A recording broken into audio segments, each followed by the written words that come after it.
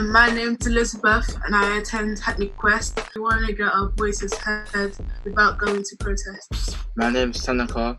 I attend Hackney Quest, and the reason why we're recording this podcast is so that we can say our thing about the Black Lives Matter movement and more racism in general. My name is Grace.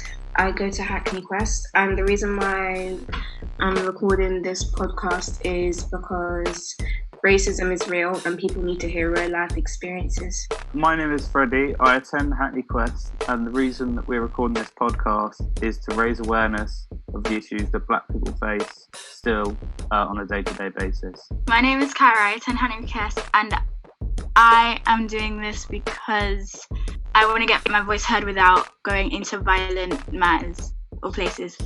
How has racism changed in your life from the time when you were young to where we are now? And how have you been treated, or how have you seen other people being treated? I would say I'm probably the oldest one anyway here, so it's probably going to be like longest gap. I come from a French countryside as well, north of France, so I can tell you it was different from London. One of the things was that racism was much more in your face than it is now. You still have occurrences of racism around you daily here, but I guess it can be a bit more subtle. When I was young, it wasn't subtle at all. I was called names. I had to fight quite regularly when I was a kid at school, until I decided I was not worth it. But, there was quite a lot of that. Kind of, I had to behave a bit like an alpha male in a way, so that people would leave you alone. So, yeah, quite a bit of violence from both adults and young people, to be honest. And you could clearly see how some of the young people, once you met their parents, where that came from. So I would say, to summarize, much more open racism in my days than now. And people were not being apologetic as well about it. May explain why I'm in London, actually. Anyway. So I grew up in Hackney, and I moved to South East when I was about 14. But between the ages of however young to 14, I didn't even know nothing about racism because, Hackney is very multicultural. It's always been this way. And it's only now when I moved over to South East London, that was when I first, at the age of 14, was the first time I actually experienced. And I experienced it first in school, actually. So I don't think the teaching staff did enough to stamp it out. They didn't do anything. So I, resorted, to my own means, fighting and stuff like that. Do you know what? That's the thing. It was weird. It was like racism was accepted in the school I went to, and there was definitely a divide. And I remember at break time, we used to play when we play football in the playground, and we were deciding on the teams. We'd be like, "Oh, it's blacks and Indians and everyone else versus whites," and we'd play football like that. And that's how we organized the teams. And it's mad, yeah, it's mad, but that is how we organize the teams. Yeah, blacks and everyone else against the whites, and we'd play football and we'd enjoy ourselves, and it'd be really aggressive. It's mad. Coming to think about it now, it's actually mad. But and then as I got older, you see it in workplaces and stuff like that, in terms of just like in office environments, and it's not so much in your face, but the underline of it, where the treatment is coming from, or the lack of and progression is coming from. You definitely see it. But at the same time, I've seen like black people be racist to white people, which is crazy, and it still feels as wrong as if it was the other way around. And I'm gonna throw that question over to Alistair. So I grew up in Hackney as well, just by Hackney Quest, actually. So yeah, as Freddie said, it's very multicultural. I think like both my school, primary school and secondary school, were pretty diverse in that respect. And I can't remember really overt instances of racism, to be honest, but that's probably because I'm white, and it may have happened, but I wasn't as aware of it. I think in terms socially, I feel like from when I was younger, so I'm 33, I think definitely in the last 5 to 10 years, racism has been a much more open subject to talk about, at least, whether that's, in the media or in film, or I know these conversations have been going, on forever, but I feel like maybe in the last couple of years, and certainly, in the last few months, it feels like there has been a bit of a change or a move to not just talking about it and acknowledging it, but understanding it, and educating us, and I mean us as in white people, about it, and understanding it. So I feel like it's hard to say. I can't really remember past my, before I was like 18 or whatever. I don't really remember many instances of racism, but maybe that's because I've never been on the end of it. So it's a very, different perspective. But I'd say in my 20s, I was probably a bit ignorant of everything going on. And now it feels like, it's being discussed much more, which hopefully will bring change.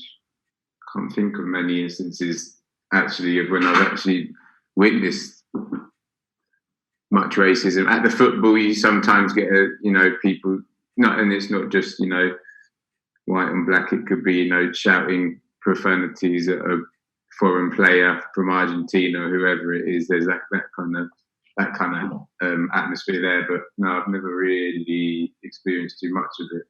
Tom? Yeah, I guess with lots of areas of my life, this is like an ongoing education process, really, because I, perhaps unlike you guys, Alistair and Fowler, and maybe more like you, Jean-Guy, I grew up in a school that was like mostly white, and of course I've never experienced any racism as a result of that. But I remember at school, because school was 95% white, people who weren't would stand out. Some of them would get unwanted attention because of it. I don't remember many teachers or staff doing much to stop that. I would like to think that would be different now, but I don't know. I can't speak for that.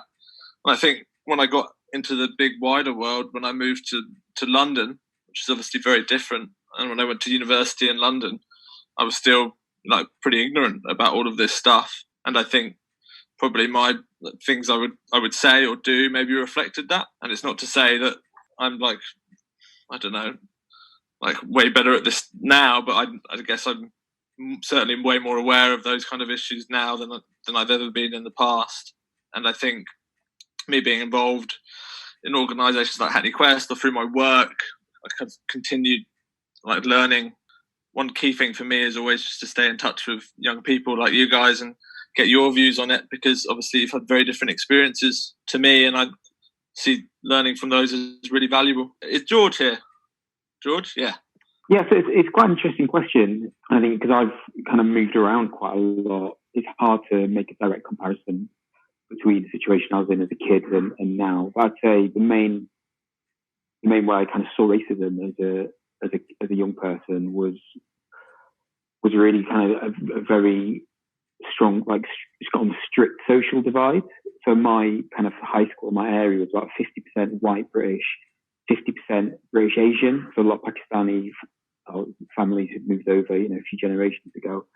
And it was really quite kind of segregated in that it was not normal for the white kids to hang out with the Asian kids, or for the Asian kids to hang out with the white kids.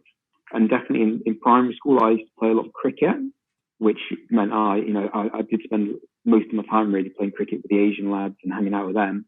And I kind of became increasingly aware as I got to year 8, year 9, year 10, that actually it wasn't, I don't know, it wasn't a pressure as such, but it just wasn't that common for people to hang out with people from different ethnic groups. And I actually think, on reflection, that is evidence of a kind of racist attitude, I'd say.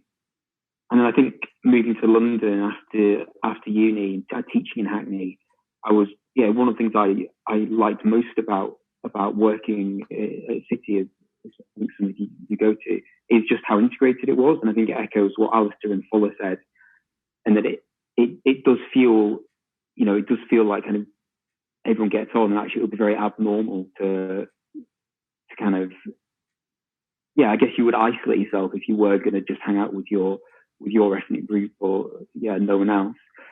And then actually moving away from teaching and moving into a kind of professional job is kind of shocking that in a city like London, I think maybe I've got, say, 2 or 3 black colleagues out of a firm of 200 people or 300 people, which actually is very shocking when it's a company that's based in London. And so I think the way I see racism most now is the disparity in my job and my profession, and basically lack of representation of the people in the city we live in the place that I work. Yeah, and I guess again that is I think, it's not violence or anything or that, but it is definitely a form of racism that I kind of see every day. That you've actually, I actually have this similar thing in the film, and it's definitely the advertising and commercials industry. That's definitely predominantly white and is not reflective of certainly London's demographic. It's a really good point, George. And also at school, it's an interesting point about Asian kids or like the Jewish kids hanging around, and the white British kids. We're all British, but the white kids who hanging around, and maybe we were more ethnically segregated than I remember. It's a good point. Yeah, you know what? Like, I love hearing those answers because it was like hearing other people's perspectives, even older youth workers, when they were younger as well. Some were like in a similar position to some of us, and like some they haven't experienced as much as others, but as well at the same time, they kind of understood like during the process, like when they was going from teenager to a young adult. I think they learned more about the process and how other people were experiencing during the time. So I liked it because we were just comparing our perspectives to their perspectives. Well, like Tanaka, I did enjoy listening to the different the different answers to the same question. But you did ask about, like, did something change? And I do remember, it was 5 minutes ago, but Fuller said the teachers wouldn't really do much about racism. And I feel like in the case with our school, they still don't do as much as they should about racism. I was going to say what Grace said about what Fuller said about they don't do the same. They do the same things what our school does. So yeah. I think what Zhongyi said about it becoming less explicit sort of makes sense to me. I think we still see there's much less overt racism, and racists, like blatant racists, are given much less time of day than they were, say, 30, 40 years ago. But I think there is still a lot of socioeconomic factors which heavily affect black people, or black people in particular. So I think we still see a lot of disparities between people like me and black people. For example, in universities, it's not proportionate, or it's very disproportionate, particularly in the top universities, in Russell Group universities. And then, like George said, in work, I think the same thing can be said. But yeah, I think that sort of makes sense to me, that it's become much less blatant, but there's still a lot of factors. And I think that can be sort of evidenced not just in Hackney, but across the world, wherever you look. Even in South Africa, after post-apartheid, you still have hardly any black families being particularly wealthy or anything like that. So I think that's sort of a global phenomenon. But I think it's quite clear to see when you're in such a multi-ethnic city like London. I think all of our there's a lot of similarities there between the way we experience racism and the way that adults have experienced racism. There's a lot of similarities, but there has been some changes, but they're not amazing changes, I guess. Thank you for listening to our podcast from the young people of Hackney Quest. Thank you for listening to our podcast from the young people of Hackney Quest. Thank you for listening to our podcast from the young people of Hackney Quest. Thank you for listening to our podcast from the young people of Hackney Quest. Thank you for listening to our podcast from the young people of Hackney Quest.